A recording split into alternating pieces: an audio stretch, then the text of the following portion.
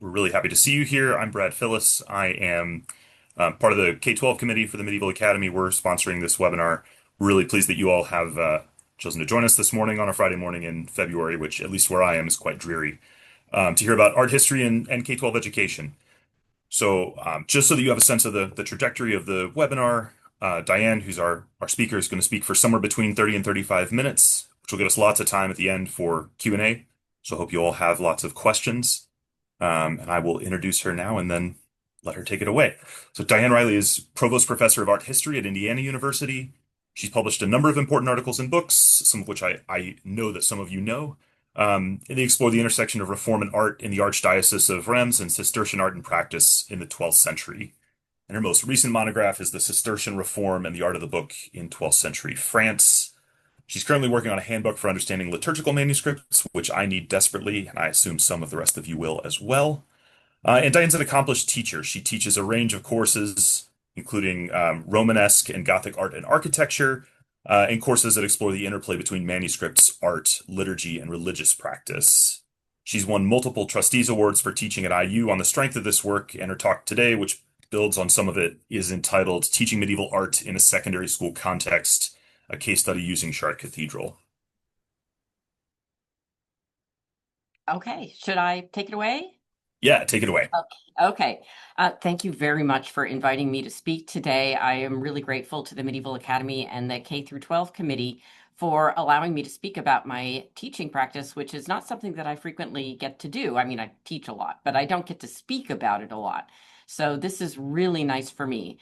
What I'm planning to do is talk a little bit about my background, about the way in which I approach figuring out what is going to be useful to teachers, and then give a kind of a case study of how one would teach Chartres in this context. So I'm going to share my screen, and please give me a signal if this does not work out the way that we're hoping.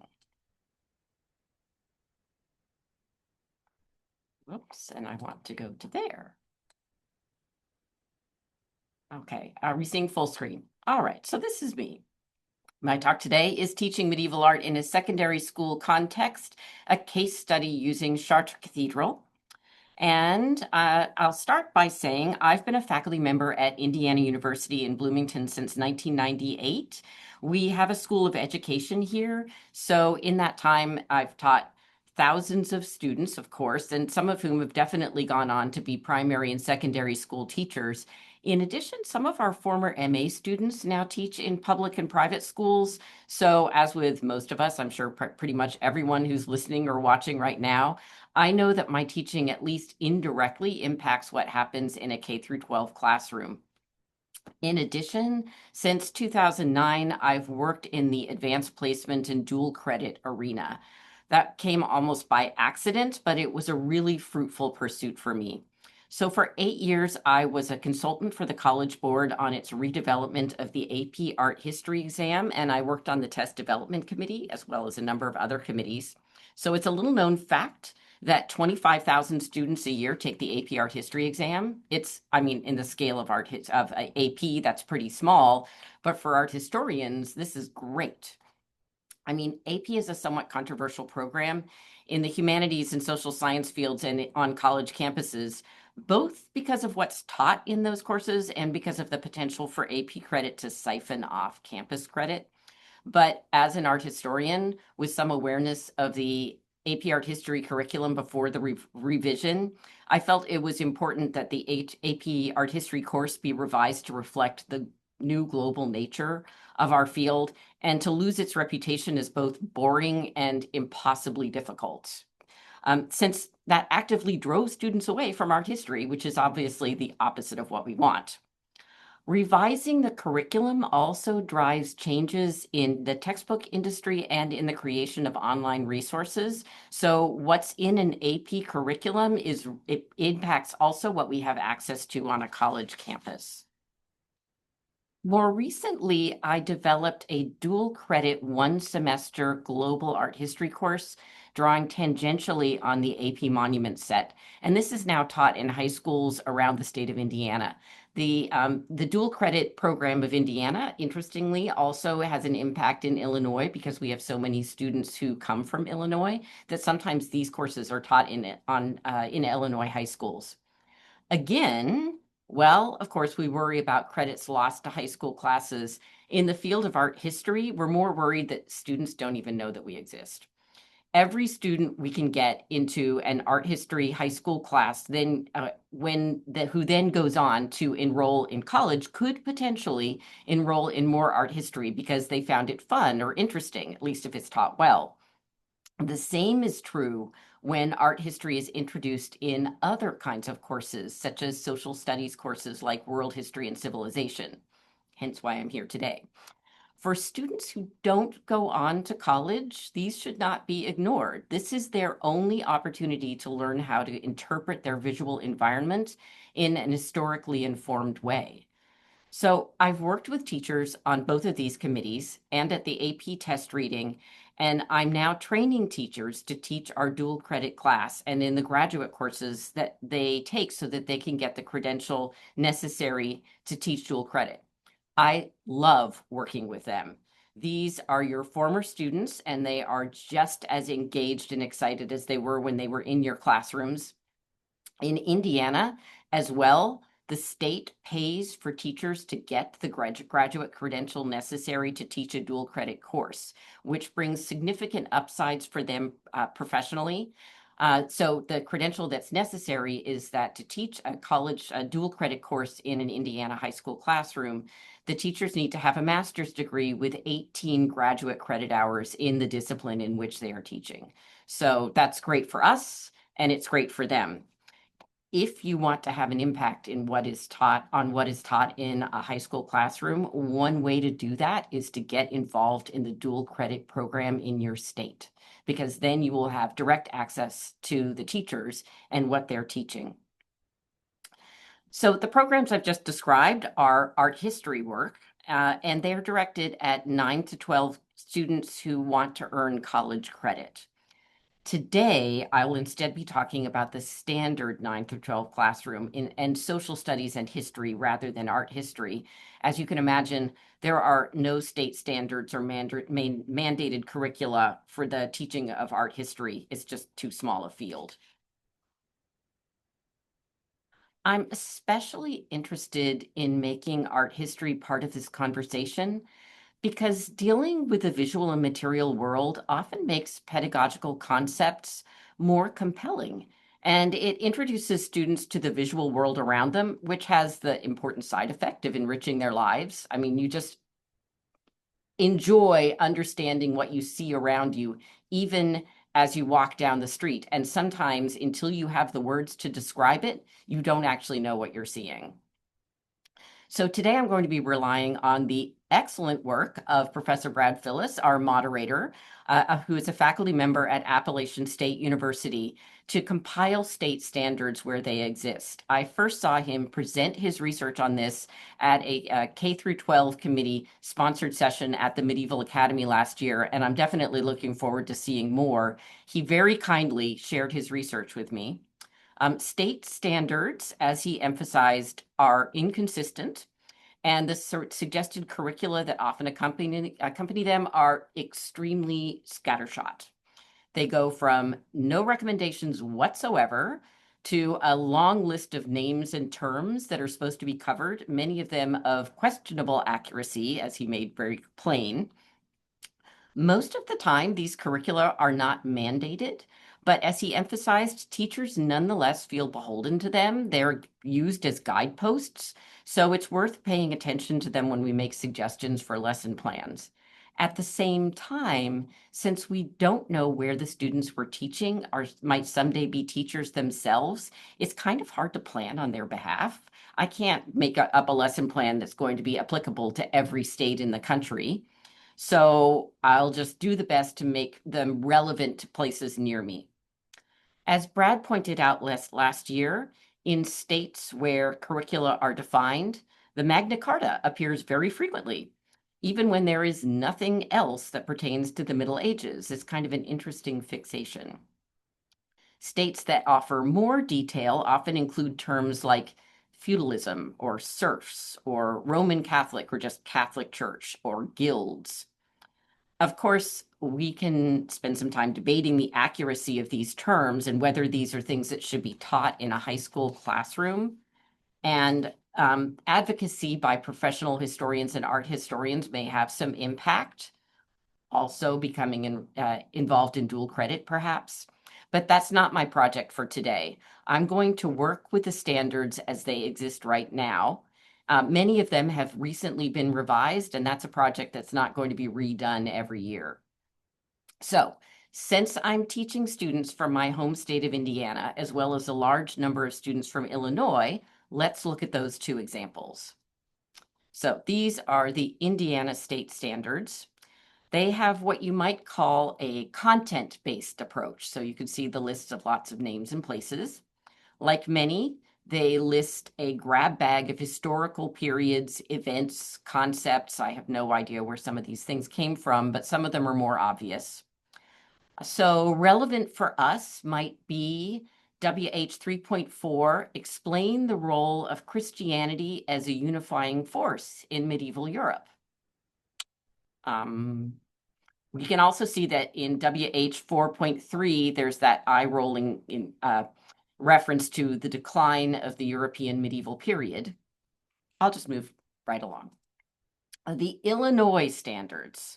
These instead kind of make a gesture towards a skills-based approach, since they prioritize terms that are popular in scaffolded learning jargon, like detect, identify, evaluate, analyze, but they don't list events or peoples or historical eras, so you can choose to use medieval. Well, I should say that they mention the American dream.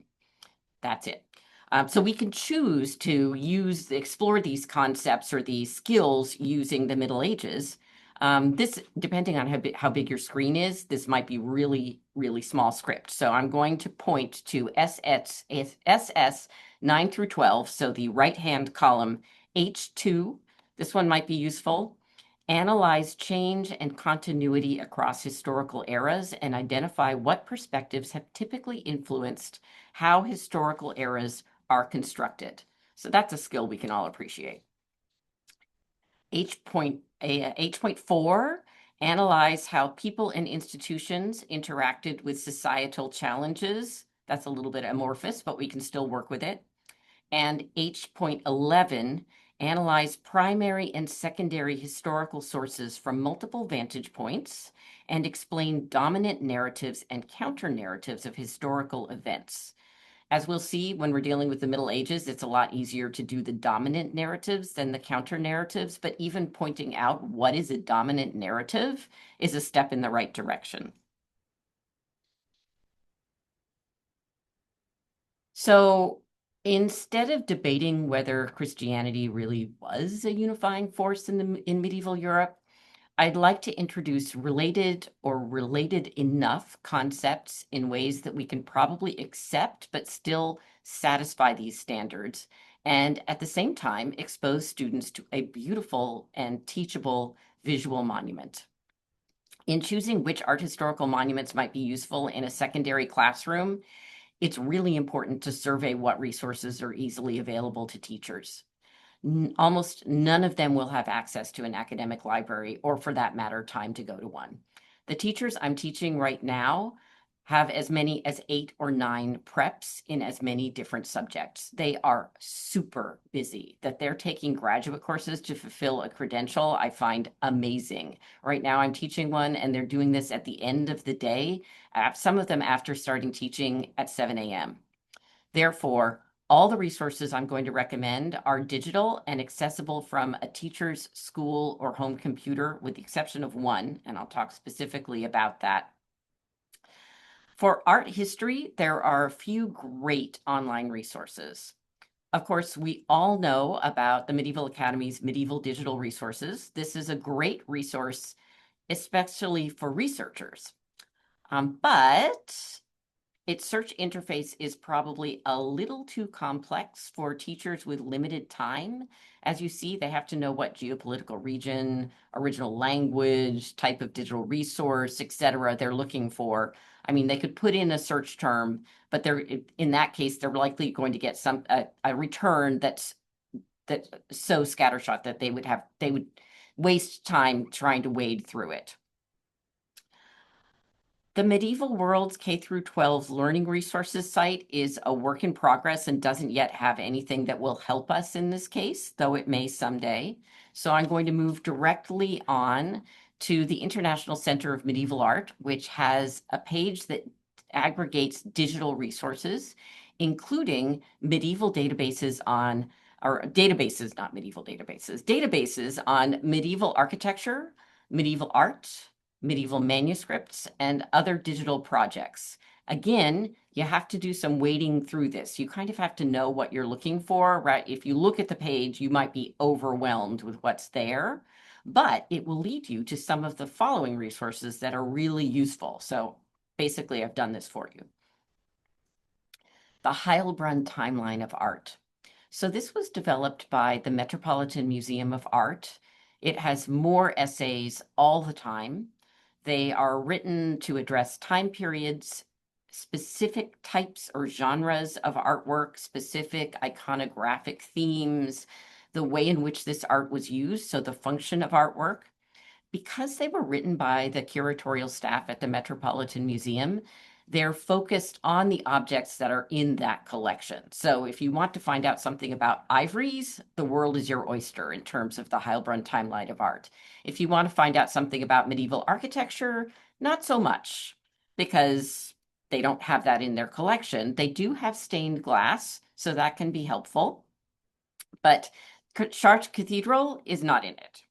So we'll move on to Smart History. So Smart History, which you can also access through Khan Academy, though I think that the Smart History interface itself is more manageable. This is the place you should go, is always my first stop when it comes to looking for secondary or post-secondary art history teaching resources. I've written for Smart History, and I also assign readings and videos from Smart History in my college level classes. It does have a peer review process. It's almost all of the essays are written by scholars with PhDs. And after the launch of the AP curriculum, the AP Art History curriculum, they commissioned essays on every monument that was listed, and this includes Chartres Cathedral. So when they commissioned these essays and videos, they were looking specifically at the image set in the AP Art History course outline, the curriculum. And so that means that if you want to make sure that there are resources available on a particular artwork of any time period, from the prehistoric world all the way through contemporary art, if you look at the AP curriculum, you will know that there is something at least in Smart History. As you can imagine, when this global AP curriculum was first launched, there was considerable consternation among art history high school teachers about the lack of resources to help them learn about the materials and then to help their students learn about the materials. But that has, at least to some extent, been righted at this point. Another useful thing about Smart History is that it often includes links to useful images. Sometimes the images have watermarks. So for instance, today I'll be looking at a couple of images that have iStock watermarks on them. The funny thing is that students don't tend to mind. As long as the images are high resolution, so it's better to have a high resolution image with a watermark on it than a low resolution image that doesn't have one, basically. And those are best for teaching anyway. So another resource that is useful for art history, not useful in our case, is art history teaching resources. This has lesson plans as well as content information. I mean, unfortunately, in our case, it skips straight from early medieval art to the Proto-Renaissance. I don't know why. Can someone talk to me about that? It skips my whole period. I'm slightly hurt, but I know it takes time to build resources like this. So there's no Gothic art or architecture in there right now. Hopefully there will be someday. Another great resource if you want to look at Gothic Sculpture and Architecture and Stained Glass is Mapping Gothic France.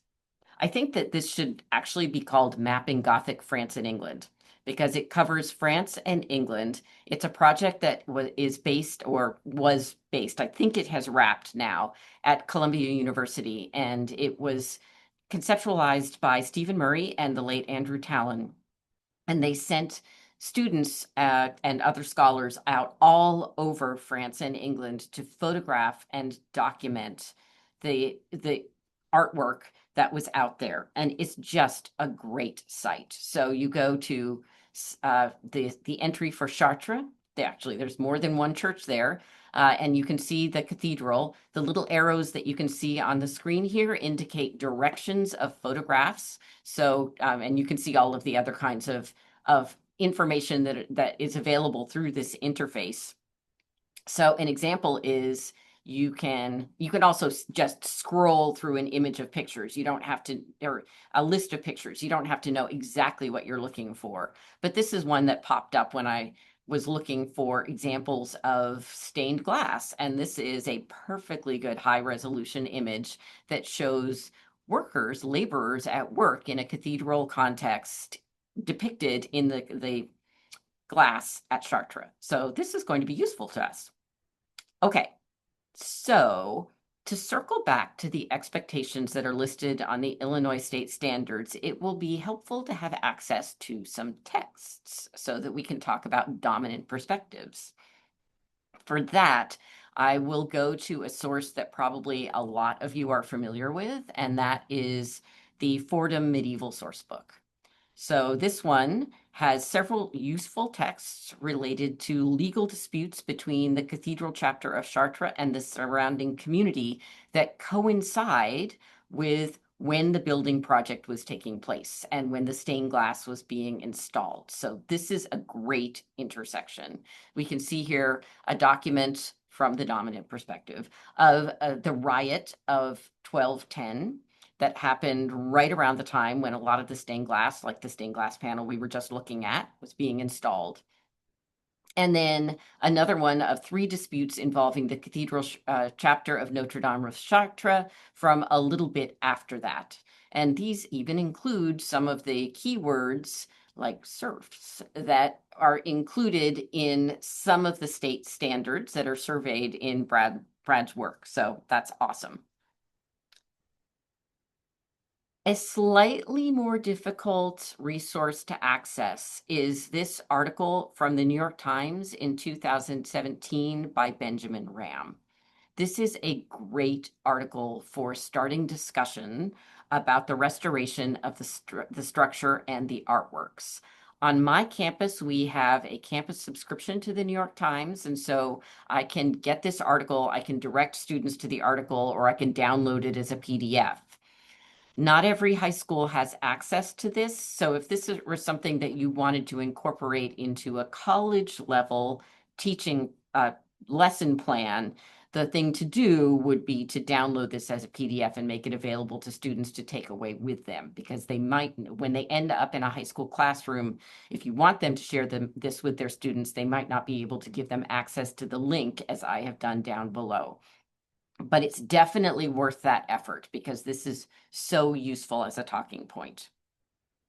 So with that, I'm going to move on to talking about the Cathedral of Chartres itself and talk about some of the concepts that you can introduce that are about art history and architectural history, and also ways that you could talk about this inserted into a social studies context.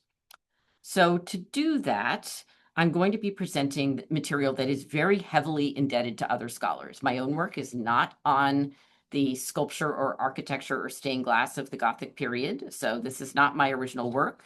Instead, I'm relying heavily on the work of Jane Welsh Williams, Anne Harris, and Adolf Katzenellenbogen. From those names, you'll know that there is nothing here that is especially new. Some of it is newer than other things.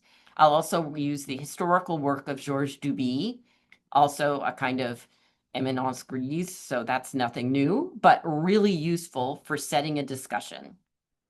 So, Chartres.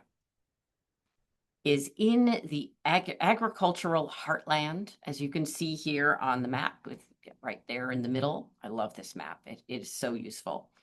It is in the agricultural heartland of the center north of France. This image is wonderful because it gives you a sense of how the Cathedral of Chartres is surrounded by land that it at one time owned. Its own serfs worked this land. It benefited from the proceeds of the land, especially from the wheat that was grown there. It had an enormous staff. So at one point it had 72 cannons, but you can see even today, this is not a large city. So images like this, Google Earth, also wonderful for building the PowerPoints that help us to understand the placement of a church in a medieval city and what its surroundings looked like. So the town in the time that we're talking about had about 7,000 people. So it was much smaller than other French cathedral cities. And that's interesting given the amount of wealth that the cathedral canonry was able to dispose of. It also had a tunic. This was an important relic, the tunic allegedly worn by the Virgin Mary when she gave birth to Christ. And so it was a Marian pilgrimage site, or at least the cathedral leadership definitely wanted it to be. And they leveraged other items that they had, like a miracle working well and a statue that is now lost. So in addition to this kind of setting out of the general picture of the location of Chartres and its historical wealth, some important architectural concepts that can be very easily explained to students have to do with the architectural technology that was used to build it. So the majority of the cathedral was rebuilt after a devastating fire in 1194, and thus the general dates of the key parts are well documented. Even when I teach a 200 level college course on Gothic Cathedral, which I do, I don't get into the weeds of debates about when different parts of the rebuilding took place. There is a motherload of scholarship on this, but it is too complex for the students to understand the details of these debates. So I just talk about the general picture. So when this was being rebuilt, the cathedral leveraged the building technologies that had been developed over the previous 60 to 90 years, and these include the use of pointed ribbed groin vaults that created a stable structure into which large stained glass windows could be inserted. So a couple of useful diagrams can help us to explain some key concepts about Gothic structure. So Gothic structure, like all buildings that are built of ashlar masonry, and it's useful to explain ashlar masonry, which is dressed masonry that is usually, in this case, it is held together with mortar. It is subject to the forces of gravity. And a semicircular barrel vault is more vulnerable than a pointed ribbed groin vault because in a pointed ribbed groin vault, the direction of the thrust of the vault is more directly pointed towards the piers that are below it. So this can be explained in a few words, but diagrams will always be your friend. And if you can juxtapose, as I do in class, a diagram that shows the direction of force of a semicircular vault versus a pointed barrel vault or a pointed ribbed groin vault, that will be helpful. All of the students in a high school should at some point be taking physics. So hopefully they're thinking about things like this. I was terrible at physics, but this is something even I can understand.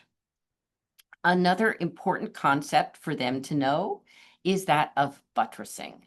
So you have to look at both the interior and the exterior of a structure like this to know what's going on. So in the interior, we see, if I go back to the picture we were looking at a second ago, the nave elevation here is almost completely open.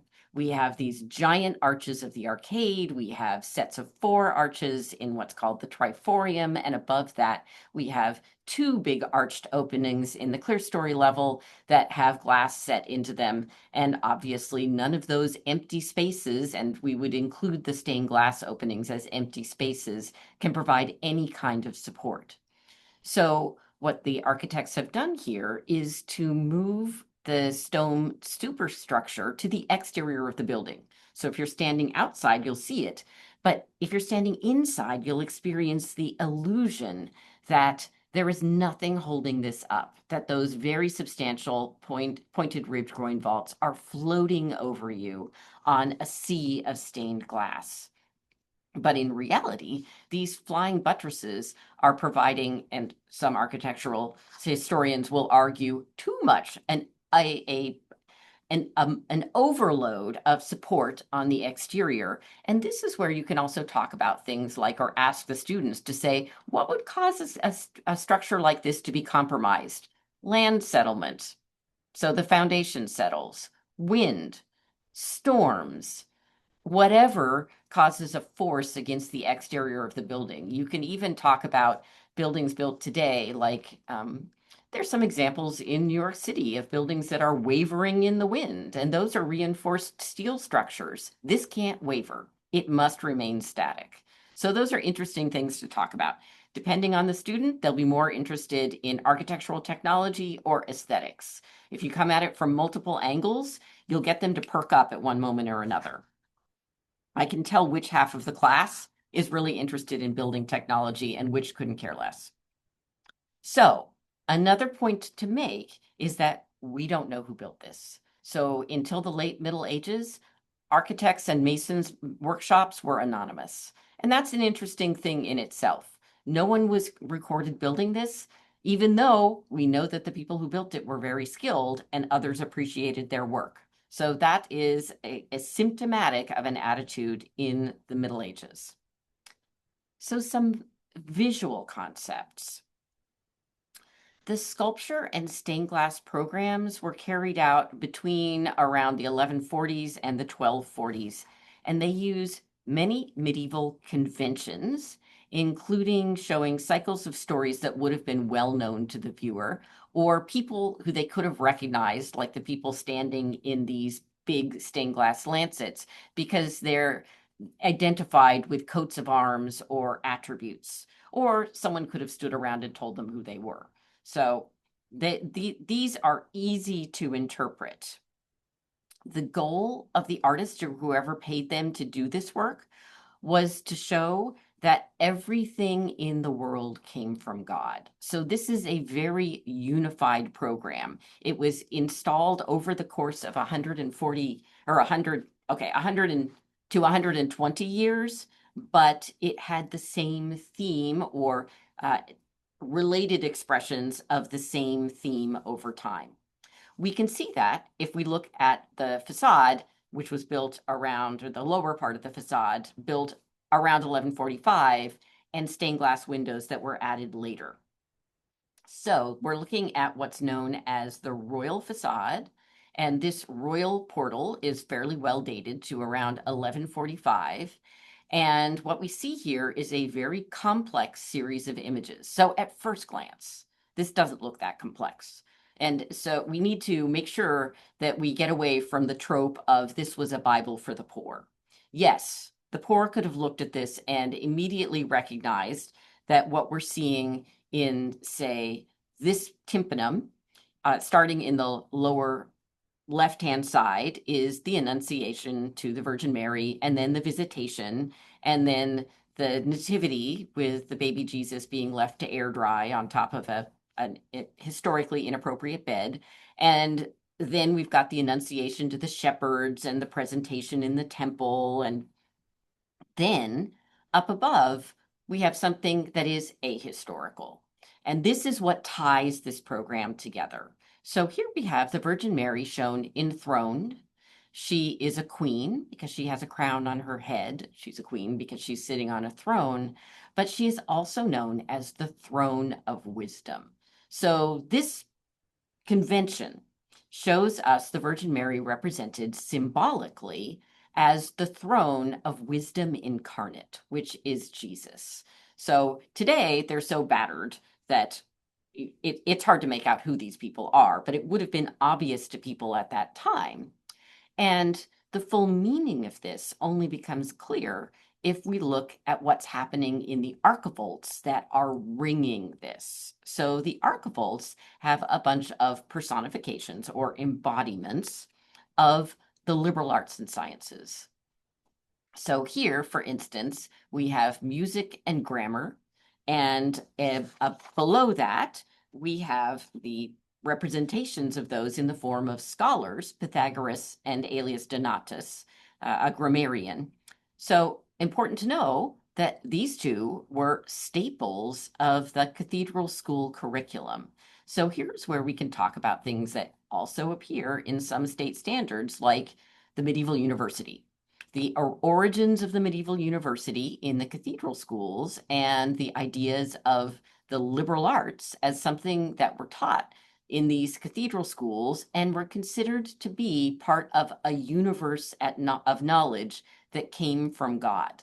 So the studying of someone like Pythagoras, who was a pagan, was reconciled with the idea of the Christian curriculum because all knowledge, of course, came from God and from the medieval perspective. So this is expressed here in a way that would not have been especially meaningful to your average person walking by if they were illiterate, but certainly would have been meaningful to someone who was studying in the cathedral school. So this is where we get away from the idea that this is an explanation of biblical tropes that is only directed at people who can't read.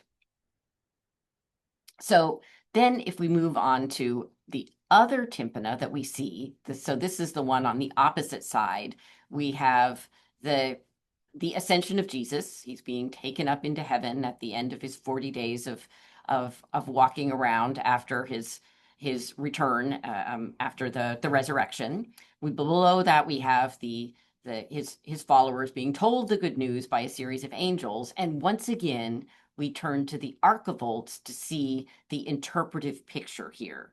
So in the archivolts, we have another cycle. So in this case, it's a cycle of the labors of the month and the signs of the zodiac. So here, this is building the idea that we've got this cyclic nature, the cyclic nature of time. So the events that are celebrated in the church liturgical year, things like the Nativity and the Ascension and the Pentecost, all of these are part of a Christian cycle of time, and they are paired in this set of archivolts with the Earth cycle of time.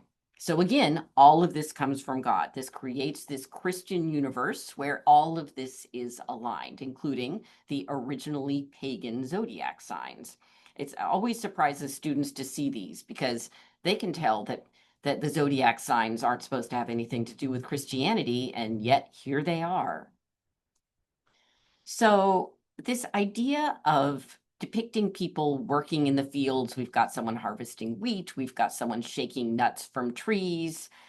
All of this is a very common set of illustrations that, and I should say this about the liberal arts as well, that these appear on other churches in their sculpture and stained glass programs. So this is not unique to Chartres. We're just using Chartres as our example.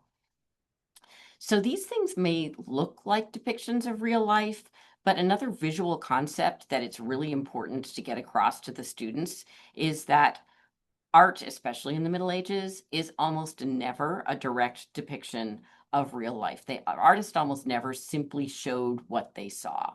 Instead, they drew on existing formulae, which they adjusted they adjusted their sources. They could adjust what they were showing to the setting in which they were inserting something. But if you see enough of these stained glass windows and enough of these sculptures, you realize that they are very repetitive. That's not a problem. that's a way in which the artists were satisfying what their patron asked them to do. The patron likely saw these sculptures somewhere else and thought they were great, or saw a cycle of stained glass windows that included something like a man representing February warming himself in front of the fire because this was a down month. There really wasn't much you could do agriculturally, though I did see my first snowdrops today. So when they did this, they were also sometimes showing various levels of society. So for instance, here we have this person who's represented as a worker with an implement that may be useful for the fire, but may also be useful for hoeing. But we also have a man to the right who is on horseback, and he's actually labeled, so we know what his status in society was. When we see members of society at work, these representations are just as formulaic as every other representation we find here. So, that we find in this period. So they don't tell us anything really new about agriculture or trade or about members of the nobility who were serving as knights. They don't tell us about horsebacks or people riding on horseback or their horse tackle. And if you look at something like this, you can see that there really isn't enough detail to parse that in any case. So looking at these and attempting to figure out what the relationship between various members of society is a really fraught exercise. So rather than falling back on contested terminology like lord or vassal or feudalism, we might start by turning to actual documented statements that we know medieval people actually made about their states, the estates, and their labor responsibilities. So in my work, when I was working in the 11th century, two people I had to read a lot, that I know Brad has read too, because they're from his region, are Adalbert of Laon and Gerard of Cambrai. And in the early 11th century, so well before this, but their work was still read, they wrote or reportedly said, in the case of Gerard, that there were three estates: those who pray, those who fight, and those who labor or farm. So laboring could now include selling in addition to making. And it's significant that at Chartres Cathedral, so many of these windows show exchanges of money for goods. So that has been noted by scholars, and it's an interesting dynamic. However, medieval statements like these that described society as divided into three orders or estates ignore that, for instance, bishops and cathedrals ran markets and fairs and collected taxes in addition to praying. So there was a market in the area surrounding Chartres Cathedral where local vendors sold goods. The local count of Chartres and Blois, who belonged to the estate dedicated to fighting, according to the written descriptions, also had the right to collect taxes in the town, though not in the area governed by the cathedral. So you can imagine the kind of conflict that could create. So while they may not have performed the labor themselves, they definitely participated in the related economic activity. These estates were not divorced from each other. So what about the idea of feudalism or serfs? So the cathedral seems to have settled dozens of tradesmen in this area, making them adopted serfs and taking control of the fruits of their labor. This included potters, coopers, fullers, woodworkers, cloth makers, and ironworkers. So there were bakeries and butcheries in the cloister area. And according to the records of the taxes that were paid, there were also laborers tied to the thousands of acres or hectares of arable land that the cathedral owned. So these were people who were legally tied to the cathedral and essentially at their mercy. So this was a great deal for the bishop and the cathedral staff, but not necessarily for the serfs themselves who, according to the documents that we have, rioted in 1210. The count, the countess, their provost, and the cathedral chapter remained in conflict over the city's tradespeople for the next several decades. So we have documentation of this, of the murders, the excommunications, the murdering of each other's serfs, and then the court ordering the parties to give each other serfs.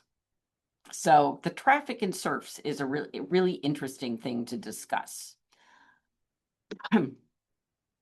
So the conflicts between these different groups are reflected in the documents we have.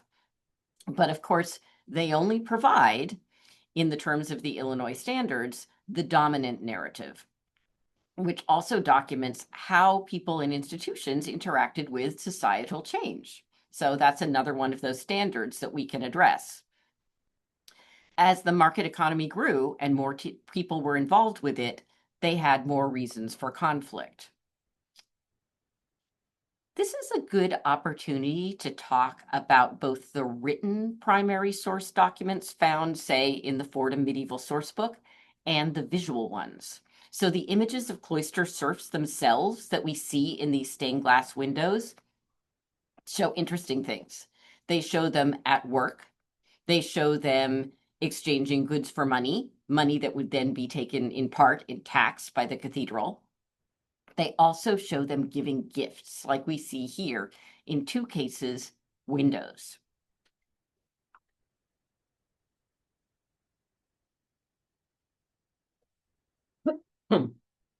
So it's interesting that they're shown giving windows. Did they have the money to commission windows? Did they have the power to commission windows? Were they told to commission the windows? How much agency did they have? Ann Harris has talked about the way in which showing them presenting this window over an altar can kind of reestablish a balance or reestablish the control of the church over liturgical exercises or what was taking place inside the church in relation to these people's actions. So, who has constructed this version of the dominant narrative and what did they want it to portray? How else has our narrative of the past been constructed, and who gets to do it now? So the recent renovation of Chartres spurred lots of discussion of the recreation and destruction of the medieval past, the historic past especially. Or the historic past and the medieval past especially. In the case of the renovation, scholars argue vigorously about what the appropriate moment to recreate is. As you can see from this recreation, much of what was recreated was not medieval. So that's one thing that you can approach. It might take a little bit of understanding of the different styles that we see represented here, but also discussion of who controls these spaces, who controls them today. And what does it mean when you repaint something to a state that is not medieval with a specific aesthetic goal?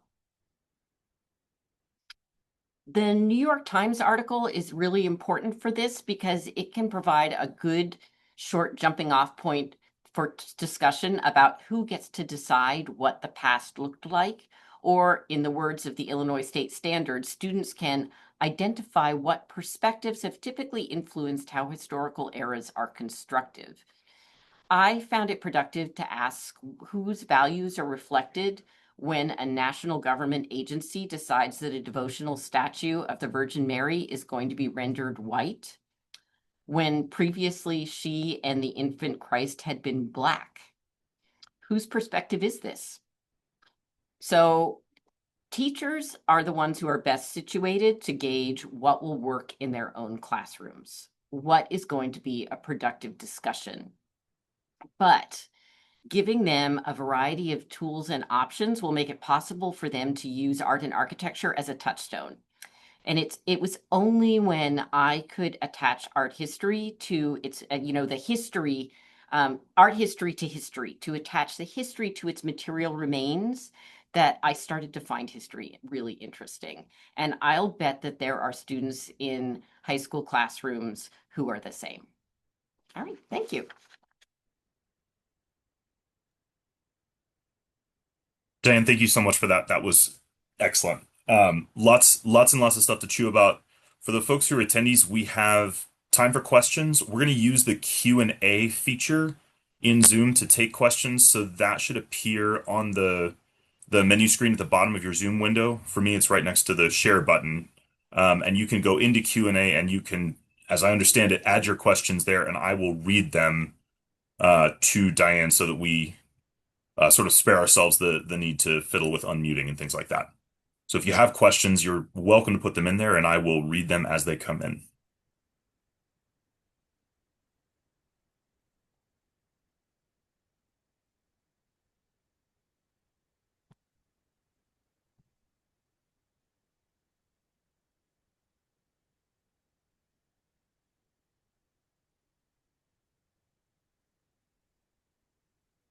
While we're waiting for questions, I will abuse my position as moderator to ask Diane if you could talk about um, whether or not, in your experience teaching these things, you are explicitly foregrounding for students who are pre-service teachers, that these are things that will be useful to them in the classroom, and if so, how that's received.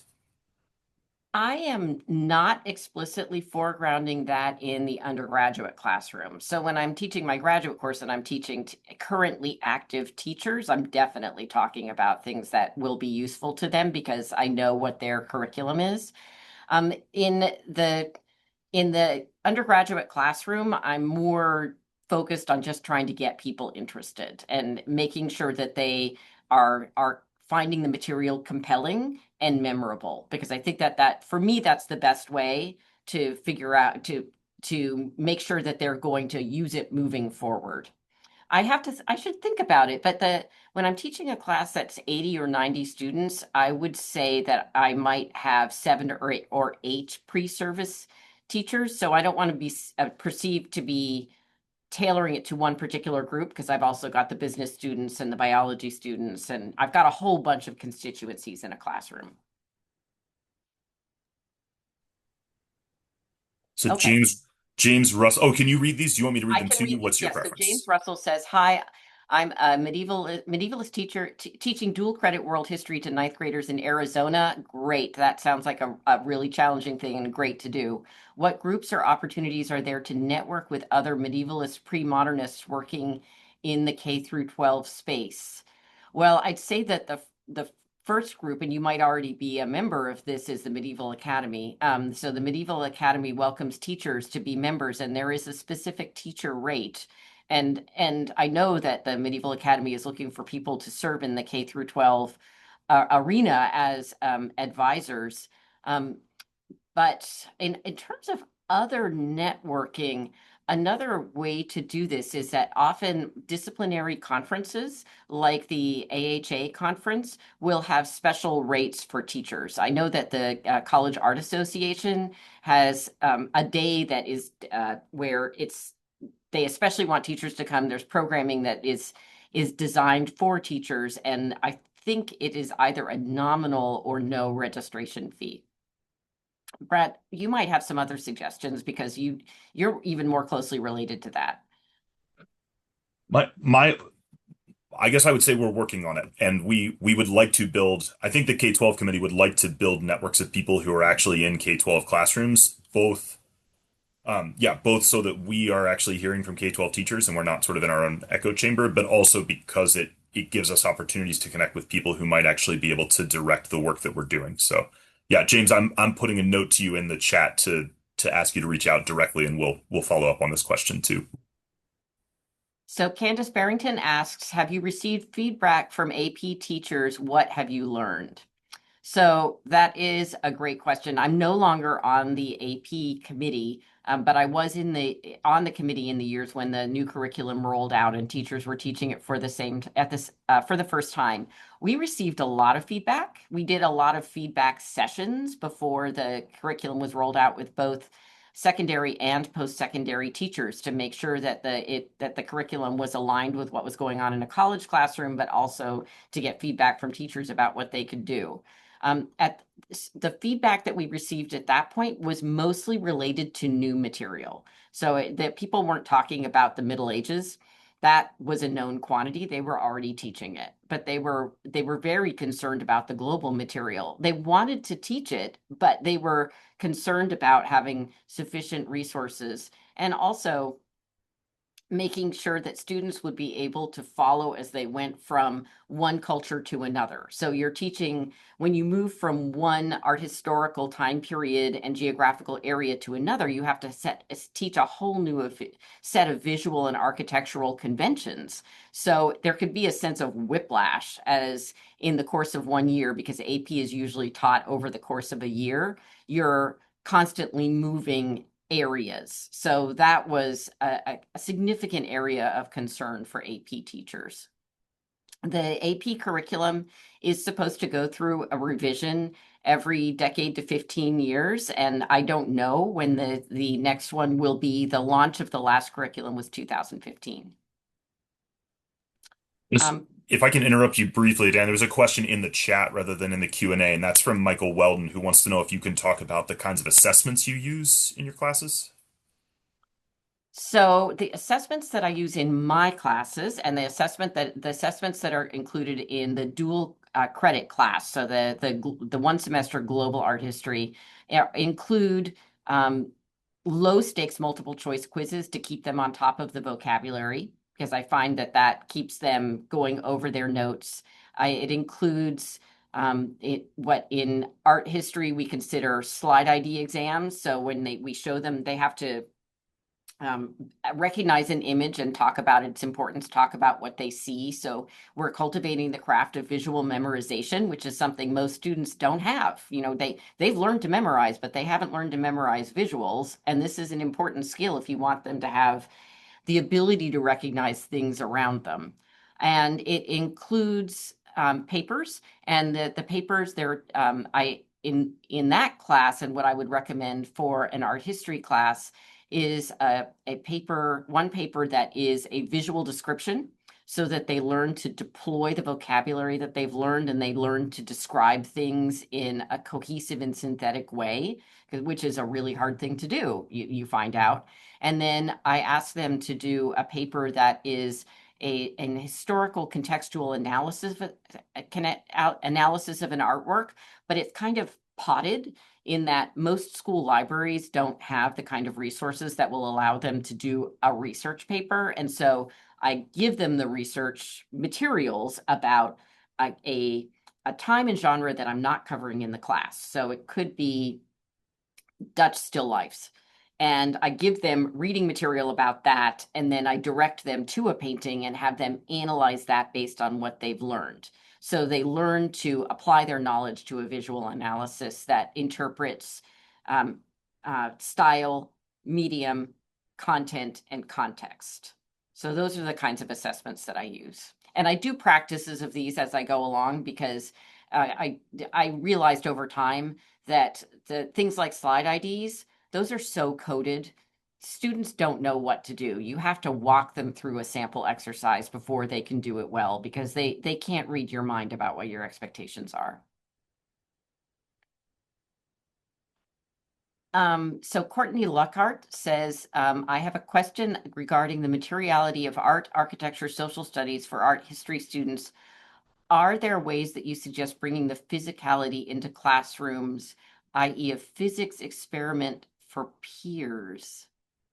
That's interesting. So some of my dual credit teachers have done things with clay. So and often the dual credit teachers who are teaching art history are in a studio classroom, which makes it a little easier because they have access to clay. But they have done things like have students shape things with clay to see what the process is like, or and I do site visits for these classrooms, and it was very interesting to do a site visit where students were modeling a facade, and you could see from what they modeled, the pediment, the entablature, the columns, the stylobate, that they hadn't understood what they had seen. It was a great way for them to get feedback so that they could look more carefully and then take on board what those parts are. And some students do learn through doing in that way. Like they learn through the actual physical act of manipulation. You can also do this if, blocks.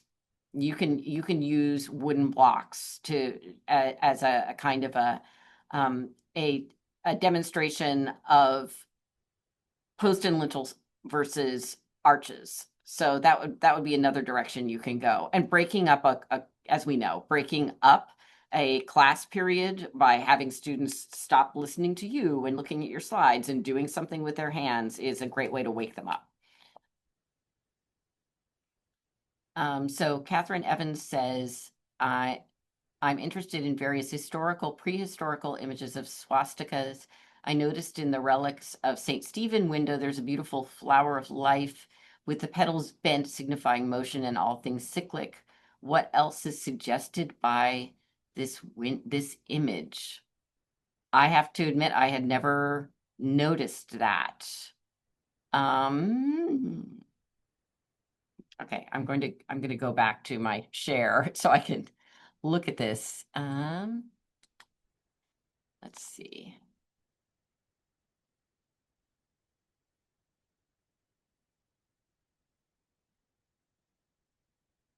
Uh,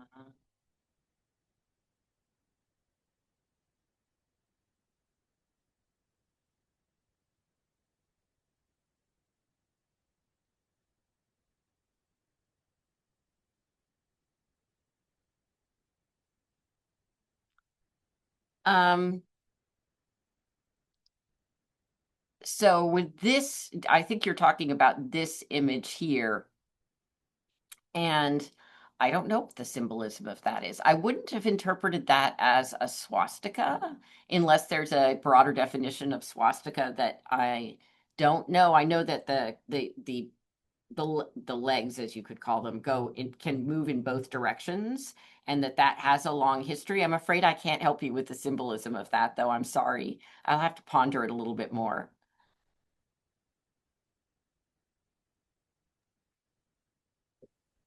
Catherine's question was the last one in the queue. We have maybe 4 or 5 more minutes for another question if someone has it, but if not, we can wrap. So I'll pause for a moment to see if additional questions show up.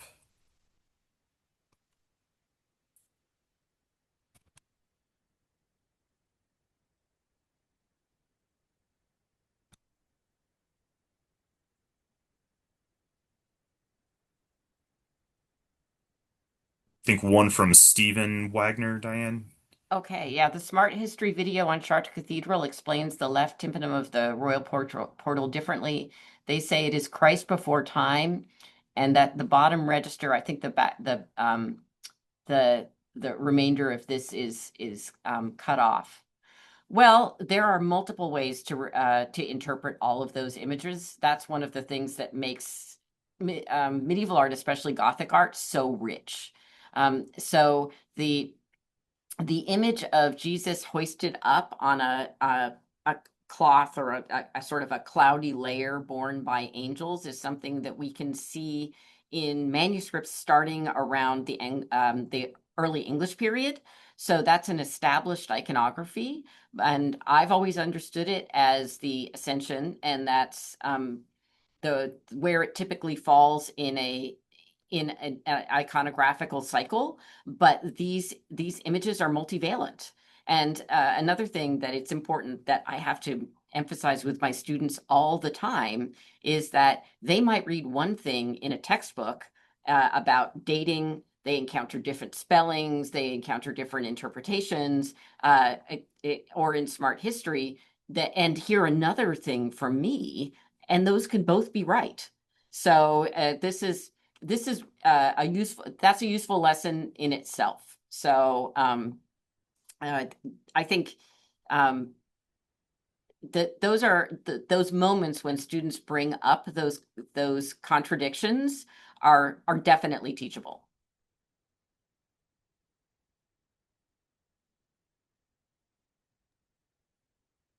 I don't see other questions. So in the absence of other questions, Diane, thank you so much. Thank you to all the folks who attended for being here. We'll look forward to seeing you in the future, hopefully for more K-12 webinars.